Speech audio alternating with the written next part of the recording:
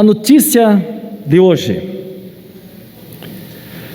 um telegrama secreto do Ministério das Relações Exteriores, em posse da CPI da Covid no Senado e obtido pelo Globo, informa e transcreve o telefonema feito por Bolsonaro à Índia. Brasil, povo brasileiro, todos devem pensar: telefonou para a Índia?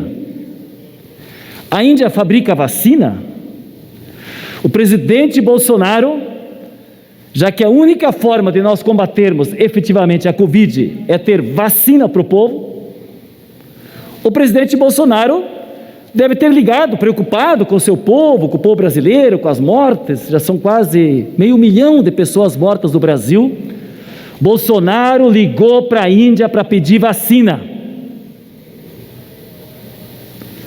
Mas olhando o que diz o telefonema, Bolsonaro começa deixando claro que o objetivo era obter insumos para fabricar, pasmem, hidroxicloroquina.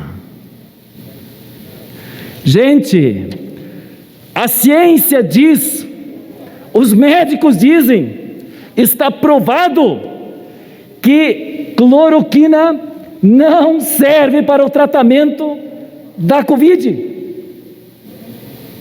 E o presidente da República liga para a Índia, inclusive estão citadas aqui as empresas, que seria em nome de empresas, para solicitar insumos para cloroquina. Isto é o fim.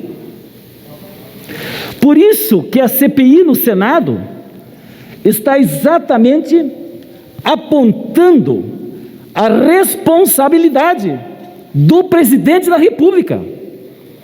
E o presidente do Senado já disse, já há provas para indiciamento do presidente. Genocida, mortes, nós queremos vidas. Mas eu trago aqui, senhores, um outro tema fundamental, que é um estudo realizado pela Universidade, pela Faculdade de Saúde de São Paulo, CEPIDISA, que é o mapeamento e análise das normas jurídicas de resposta à Covid no Brasil, do Centro de Estudos e Pesquisa da Universidade de São Paulo. Esse estudo mostra claramente a intencionalidade. São 200 páginas que já estão também de acesso na CPI no Senado, que mostram a intencionalidade, aqui compreendida simplesmente como a confluência entre a consciência dos atos e as omissões praticadas e, diz o estudo dos professores da Universidade de São Paulo, a vontade de praticá-las. Ou seja, está definido como lógica do governo praticar, exatamente provocar as mortes do Brasil. Esta é a gravidade.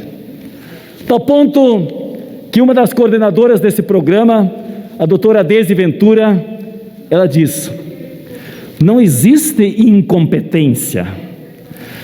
A disseminação do coronavírus é uma estratégia oficial. Se nós temos um governante no país que prega a imunização do rebanho, isso está também no estudo, e sobre isso eu pego uma outra matéria que saiu no New York Times, que coloca claramente: se houver a imunidade do rebanho, que é a tese já negada pela ciência, a taxa de mortalidade de 1% e a infecção de 70% como um limite para a imunidade do rebanho, Bolsonaro planejou pelo menos 1,4 milhão de mortes no Brasil. Nós temos quase 500 mil. Poderemos chegar a 1,5 milhão de mortes provocados. É isso que diz o estudo. Então eu quero dizer aqui que a imunidade de rebanho não é nada mais do que assassinato em massa da população brasileira. Assassinato em massa da população brasileira. Nós temos um presidente genocida. E para ele fugir dessa marca que é a atitude desse governo, ele tem que mentir. E aí eles preparam escândalos, como nós vimos agora por um dos auditores do Tribunal de Contas da União. Pasmem, população brasileira, atenção o que aconteceu. Um auditor, amigo dos filhos do Bolsonaro, que praticam inclusive rachadinhas, faz um documento falso, publica com o timbre do Tribunal de Contas da União, de que haveria uma superprodução, uma superexposição dos números em relação ao Covid, que metade das mortes da Covid não seriam pela Covid, seriam por outras doenças.